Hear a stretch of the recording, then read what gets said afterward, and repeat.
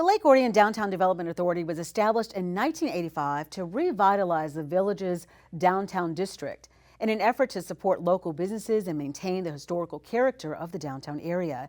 The DDA occasionally presents grants to business owners. On Wednesday, August 20th, Lake Orion DDA Executive Director Matt Gibb visited Lake Orion Bike and Adventure Company to present a check for $8,000 to help offset the cost of recent renovations made to the 100-year-old building. Looks great. So on behalf of the Lake Orion Downtown Development Authority, we would present you with this giant check. It's just like that golfer movie. Go throw it in your Happy Gilmore car. We certainly appreciate it. For $8,000, and it's a portion of the total. The DDA funds up to 50% of project cost. And in this case, we're very grateful to do it. So the DDA has a fund that it captures from sponsor dollars, from excess dollars that we get from event revenues and different things, and that combines with the prosperity that we get from our tax increment financing. And then we parcel that off to reinvest in our community. And so the funding comes from all those sources, and it's a way that we can, instead of spending that on random things, that we can choose things that really reinvest into the value of the district, and that's what the program's all about.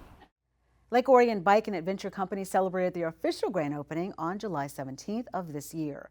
It really helped us out a lot. We needed new windows up front. The front of our building had 3 windows that were super dark and you couldn't even see inside, even with the lights on, so super helpful. And we really appreciate Matt and Janet from the DDA offering, when we started the business, they offered this grant money and said, you know, fix some things up and we'll write you a check for half of it. So it was super helpful. It just really took a big burden off our shoulders at the time and came in a great time. It's just over 100 years old. If you look back at some of the old photos or you talk to the locals, this is where everybody bought pizza. This was basically the takeout pizza joint for maybe 50 years. Before that, we understand blacksmith for part of the time and a general store. And so it dates back really to the turn of the last century, so a little over 100 years. And the awning that they had for part of the project, so many people said, could you take that off? That awning's a little bit of character. It's been on there for almost 70 years. People knew it as that's where the pizza joint is, so when we kept it, they're like, oh, it's so great you kept the awning, and it just adds to the history of the story.